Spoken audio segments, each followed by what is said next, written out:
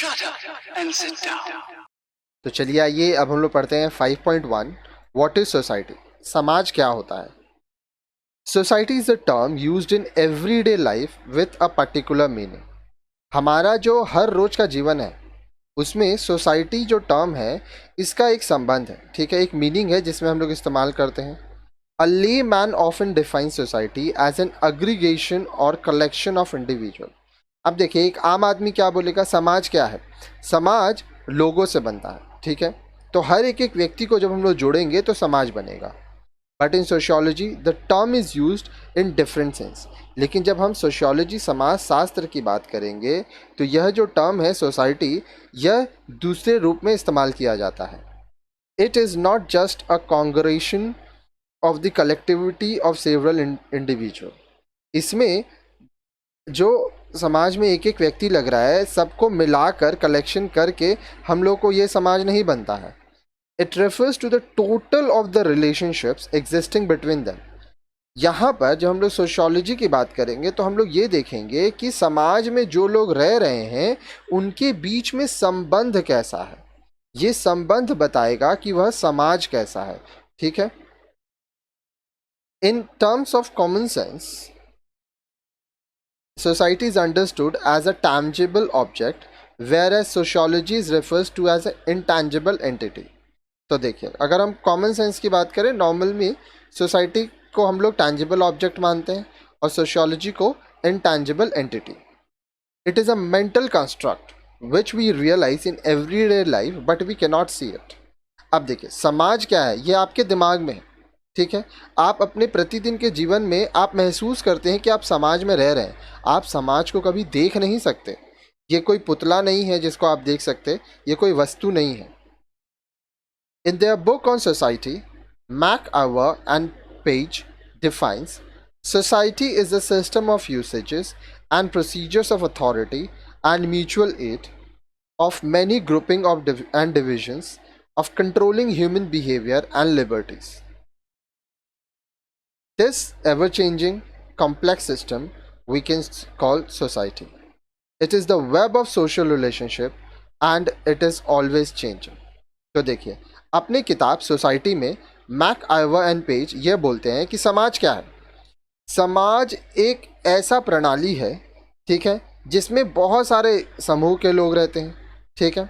ये बहुत सारे लोगों से मिलके बनता है। इसमें हमारे जो अथॉरिटीज़ है, जो पावर्स हैं, वो लोगों को दिया गया है। ये म्यूचुअल है, लोग इसमें एक साथ अपने मन से रहते हैं। इसमें लोगों को बांटा गया है। समाज में सबका अपना अपना दर्जा होता है, अपना अपना काम होता है। इसमें हम लोग लोगों के व्यवहार पर नियंत्रण रखते हैं, लोगों की लिबर्टीज़ पर नियंत्रण रखते हैं। समाज जो है वह बदलता रहता है, बहुत ही जटिल होता है, ठीक है, और इसी को हम लोग समाज कहते हैं। बहुत सारे लोग हैं, सबका अपना अपना वे ऑफ लिविंग है, अपना अपना बिहेवियर है, लिबर्टीज़ है। It is the web of social relationship. अब आप एक चीज़ समझिए, एक समाज है जहाँ आप रहते हैं, वहाँ पे मान लीजिए 500 लोग हैं। अब 500 लोगों का एक दूसरे के संग कैसा संबंध है, ठीक है। तो ये क्या है, ये तो एक जाल की तरह है and it is always changing, और यह हमेशा बदलता रहता है। This definition reflects that society is a network of social relationship. तो यह जो हम लोग को डेफिनेशन मिला, परिभाषा मिली, इससे हम लोग को पता चलता है समाज क्या है। जो हमारे सामाजिक संबंध है उसका यह जाल है, network of social relationship. And individual is related to others through the ties of kinship, marriage, neighbourhood, caste, occupation, religions, political parties and peers, friend group. अब एक व्यक्ति किन तरह से दूसरों से संबंध रखता है, या तो वो उसका वंश है, या तो शादी हुई है, या तो आस पड़ोस के लोग हैं, या तो जाति है, एक जाति के लोग एक दूसरे से जुड़े होते हैं, या ऑक्यूपेशन, वह जो काम कर रहा है उसमें जुड़े होते हैं, धर्म के हिसाब से लोग जुड़े होते हैं, राजनीतिक दलों के हिसाब से जुड़े होते हैं, या तो उनके जो सखी हैं, जो सहपाठी हो, जो दोस्त हैं, उनसे वह जुड़े होते हैं। Thus, an individual becomes a part and parcel of several layer groups through these different multiple relationships। तो इस तरह से हर एक व्यक्ति अलग अलग लेयर है, अलग अलग समुदाय है, उसका वह हिस्सा बनता है, ठीक है। और ये मल्टीपल रिलेशनशिप है, एक व्यक्ति का अलग अलग लोगों से अलग अलग संबंध रहता है। These relationships do not occur at random.